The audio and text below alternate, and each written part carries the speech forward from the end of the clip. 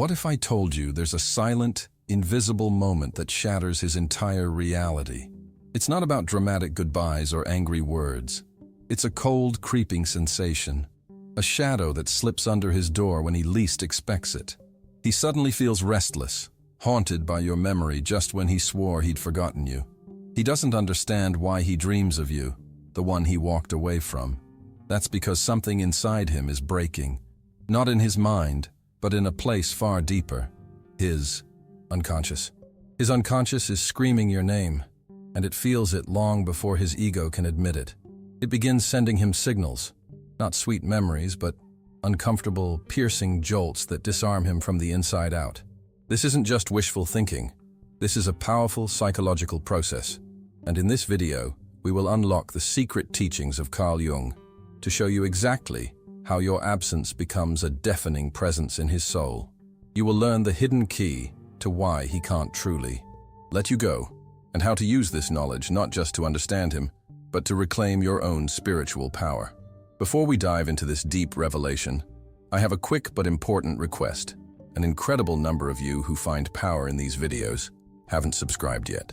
If you want to continue receiving these insights and never miss a video that could change your perspective, take 1 second to hit that subscribe button and turn on notifications.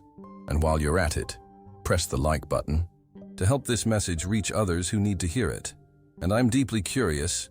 Drop a comment below and let me know what city or country you're watching from. I want to see just how far these powerful teachings of Carl Jung are traveling across the world to help us heal and understand. Now prepare yourself, because we are about to pull back the curtain on his mind and reveal the one thing he will never admit to you, or even to himself. Carl Jung said that what is not made conscious manifests in life as destiny. And that is exactly what happens when he begins to feel your absence not as a memory, but as a void. Because the unconscious does not forget, it only represses. And everything it represses will one day return. At first, it's just a discomfort, a small anxiety that appears at strange moments, while he's watching a series, while he's having dinner with friends, even while he's sleeping. Suddenly, for no apparent reason, an image of you, your laugh, your voice, the way you looked at him when he still felt sure of having you. But you are no longer there, and although his ego denies it, his unconscious begins to create cracks through which all the control he thought he had escapes. Here, the real conflict begins. The conscious self insists on maintaining the facade, on saying, "I don't care anymore." But the unconscious does not cooperate because the unconscious responds to symbols, to associations, to unresolved emotions. Jung explained it clearly. Every deep, emotional bond creates a psychic connection, and those connections don't disappear just because one of the two wants them to. In fact, often the more they are denied, the more strength they gain. He starts to dream about you, not once, but several times, and he doesn't know why. But you appear, not always as yourself, sometimes as a symbol, sometimes as a song, sometimes as an inexplicable feeling of nostalgia, of loss, of unresolved desire. And for the unconscious, that is an alert. It's as if his inner self is screaming, "This is not over, this was not processed, this is seeking you from within." And then something even more powerful happens. He starts to project. Jung spoke of projections as the way the unconscious tries to resolve on the outside what it cannot integrate inside. He begins to see traces of you in other women. He compares, he observes, but nothing adds up. Nothing fits like you. There is a type of energy that cannot be duplicated, and his unconscious knows it, senses it, seeks it. But his mind refuses, because admitting that he misses you would be admitting that he is not in control. And the male ego, when wounded, will do anything to protect its image. It can even convince itself that it feels nothing. It can convince itself that it was for the best, but his body doesn't lie. His physiology betrays him. His gaze changes when someone mentions your name. His voice lowers when he talks about you. His pulse quickens when he sees something that reminds him of you. And then, without him fully understanding it, he begins to feel divided, as if living on two planes. On one, the plane of reason, everything is fine. He has a functional life. He exercises, he works, he goes out. But on the other plane, the emotional, the unconscious, the plane where the soul truly dwells, there is a struggle that is just beginning. Carl Jung warned that the unconscious is a field full of archetypes, living emotional figures that take shape and act in our lives, even if we don't notice them. And when a woman has been archetypally important to a man, that is, when it was not just another relationship, but a mirror, a wound, an awakening, or a refuge, that energy becomes anchored. It's like a footprint on the soul. Therefore, when he feels he has lost you, he doesn't just lose a person, he loses a part of himself that you reflected, and that is unbearable for his unconscious, because he doesn't just think of you, he thinks of himself through you, and when you are no longer there, he fragments. And that's where the inevitable begins, the symbolic search.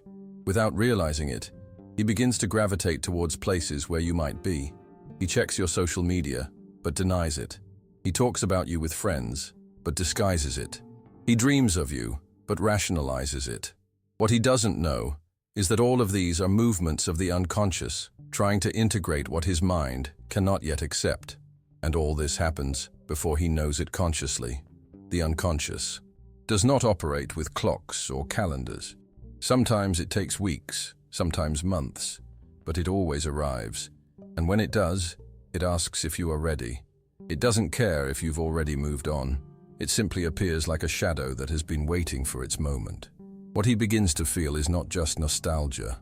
It is something denser, more primitive. It's as if his soul remembers a truth that his ego tries to silence. And it is here that Jung introduces a central concept, the shadow, that part of ourselves that we repress, that we don't want to look at, but that acts from the shadows with brutal force. In his shadow, he has hidden his fear of losing you, his guilt for not having taken care of you, his anger for having felt vulnerable with you. And now, all of that begins to emerge, but it won't do so in an obvious way. The shadow is cunning. It can disguise itself as indifference, pride, even arrogance. It can look for excuses not to contact you while at the same time checking your stories every night. It can speak ill of you out loud and then cry for you in silence. Because the unconscious is not governed by logic, it is governed by symbolism, by unhealed wounds, by energetic bonds that are not cut with words. And when he feels he has lost you, his shadow begins to speak to him. Sometimes it does so through a memory that appears out of nowhere, other times through a feeling of emptiness, of loneliness, even in the company of other people. He doesn't understand why he feels incomplete, but you know why. Because you were a witness to his soul, because you saw parts of him that no one else has seen, and that leaves a mark. Carl Jung said that one does not become enlightened by imagining figures of light, but by making the darkness conscious. And for a man, considering you lost, is to confront that darkness, not just because of you, but because of what you represent on his internal map. Maybe you were his refuge, or his symbolic mother, or the first woman who made him feel he didn't have to protect himself. Maybe you were his most uncomfortable mirror, or his chance for redemption. It doesn't matter. What matters is that you were not superficial. You were not just another one.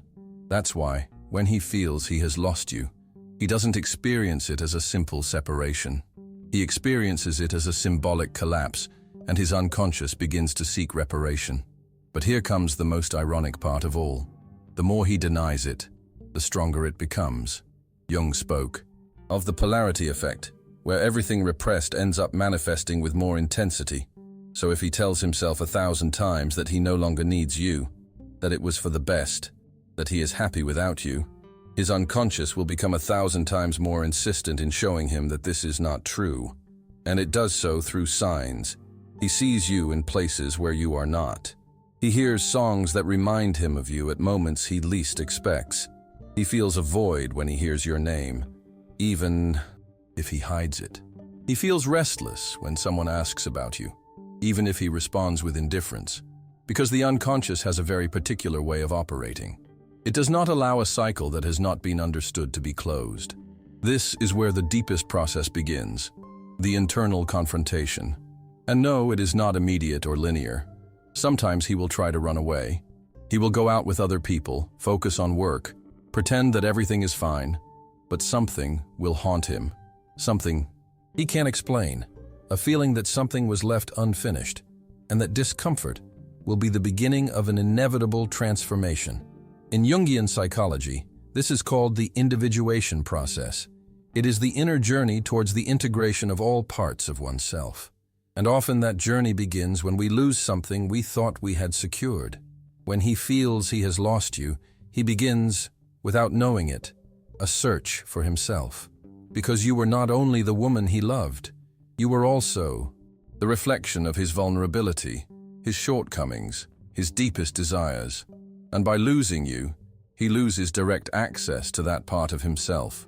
And although his mind still denies it, his soul has already begun to search for you. Not to physically get you back, not necessarily, but to understand you, to integrate what you represented.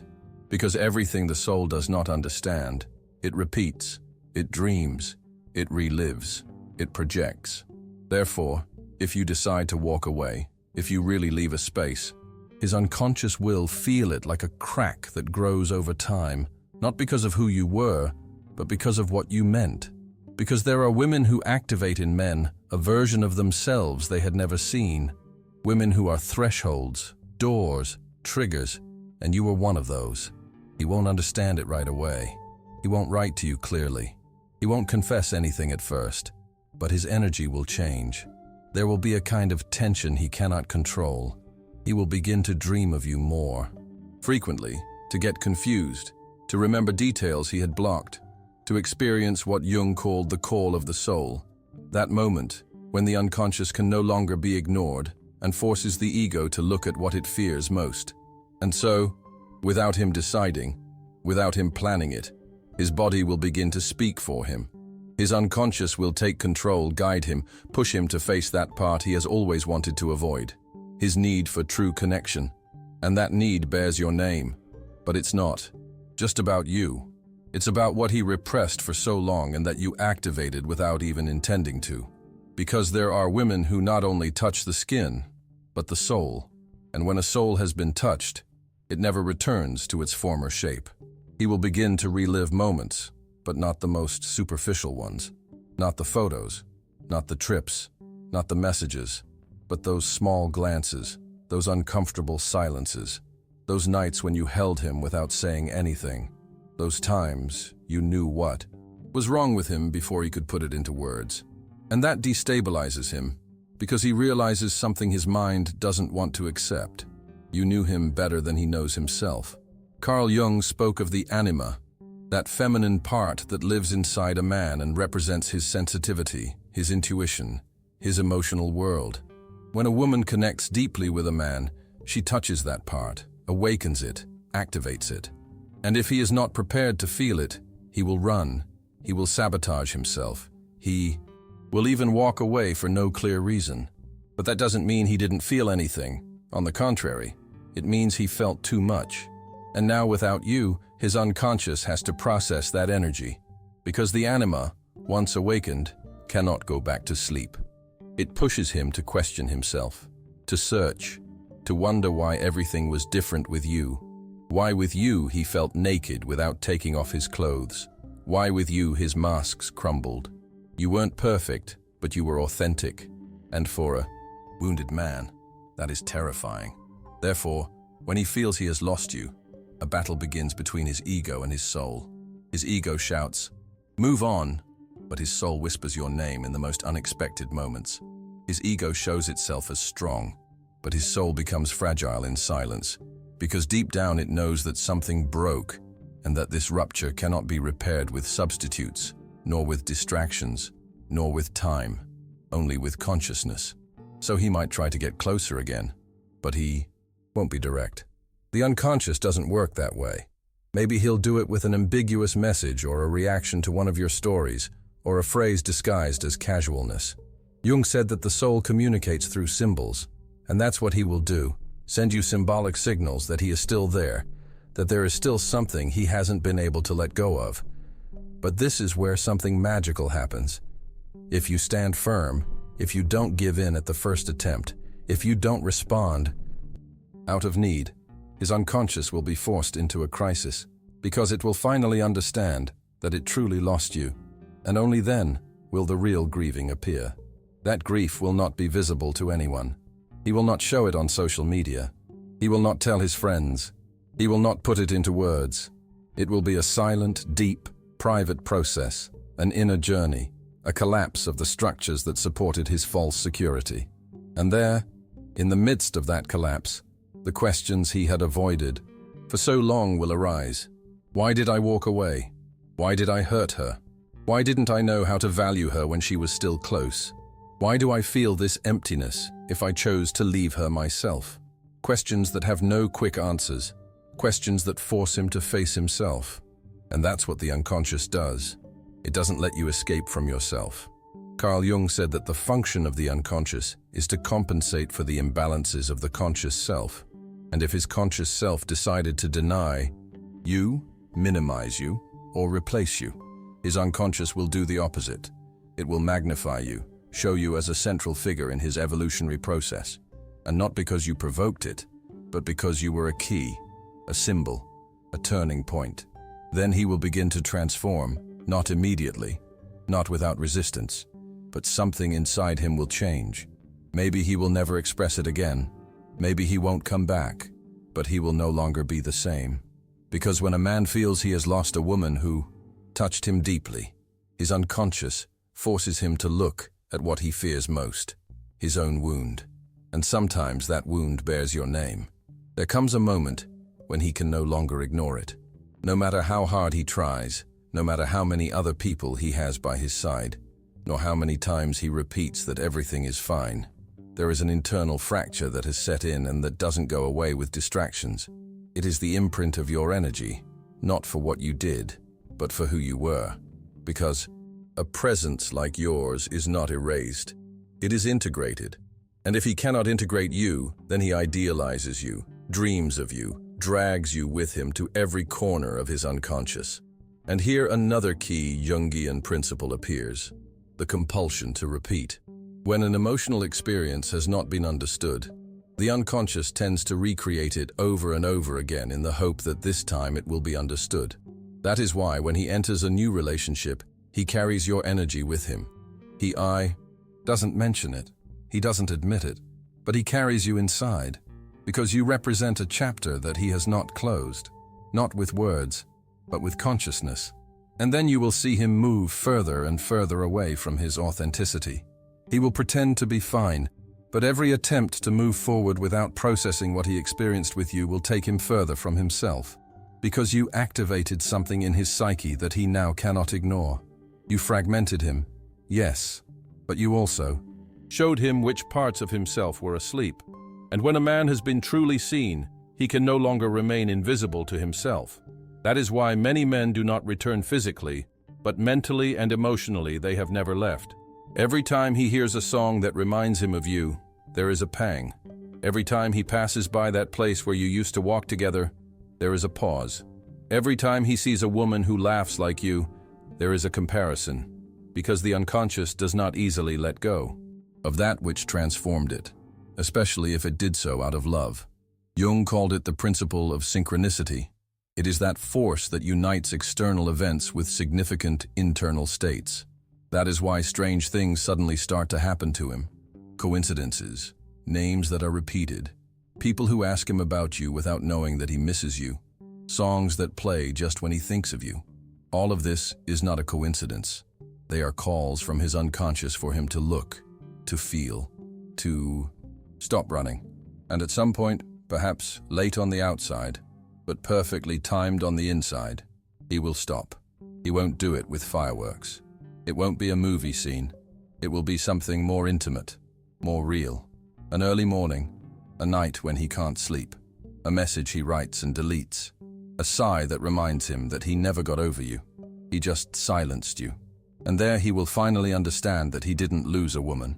He lost the most authentic connection he had ever had with his own soul, because that's what you were, a bridge, not only between him and love, but between him and himself. Then comes the hardest part for him, recognizing that he needs you, not out of dependence, not out of habit, but because your presence represented a more conscious version of himself, a version that is now slipping through his fingers, but that he still longs for, even if he doesn't say it. And there, right there, is when the unconscious becomes fierce, because it is no longer trying to remind him of you. It is trying to rebuild him, and for that, it needs to confront what you symbolized: sensitivity, openness, truth, emotion. That process is devastating. There is no other word, because it is not about getting you back, but about returning to himself after having lost you. And not all men manage to do that. Some get trapped in guilt, others in denial, some in soulless relationships, but others, those who have truly been touched to the core, awaken. And when they awaken, they understand everything, not with words, but with the body, with the soul, with the unconscious. And when they awaken, they no longer seek to repeat, they seek to understand. Because the pain of having lost you was not a punishment, it was a revelation, a crack through which the light could finally enter. And although it may be too late to return to you, it will never be too late to transform. Because the unconscious not only holds wounds, it also holds paths that only open when the soul has hit rock bottom and begins to rebuild itself from within. And so, you now understand the silent language of his soul. In the end, everything he could never say to you will be screamed through his future actions. Every lesson he failed to learn with you will now become a silent teacher that guides his every decision. And the immense weight of what he felt when he thought he had truly lost you has now become his deepest, most undeniable truth. You see, it was never just his mind that reacted.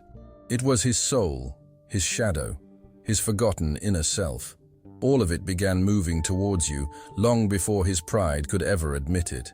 If you have stayed until this very moment, know that it is not a coincidence. It is synchronicity. Your soul felt the truth in these words because it knows that the deepest connections are never explained, only lived. You have been given the key, and you no longer need to wonder. To anchor this newfound power and knowledge within you, I want you to do something specific for me. Comment below with the single powerful word, revealed. This will be a signal to me and to yourself that you have seen the truth behind the curtain. As we share this moment, I must ask for your help to spread this awakening. A surprising number of you who feel this connection are not yet subscribed. If this message has empowered you, ensure you don't miss the deeper truths we are set to uncover next. Hit the subscribe button now and press the like button to help this message. Find the many other souls who are still searching for it in the dark. Remember, what has truly touched your soul can never be lost. It doesn't disappear. It integrates. It lives within you. It transforms you. And from this moment on, it will guide you with confidence. Until next time.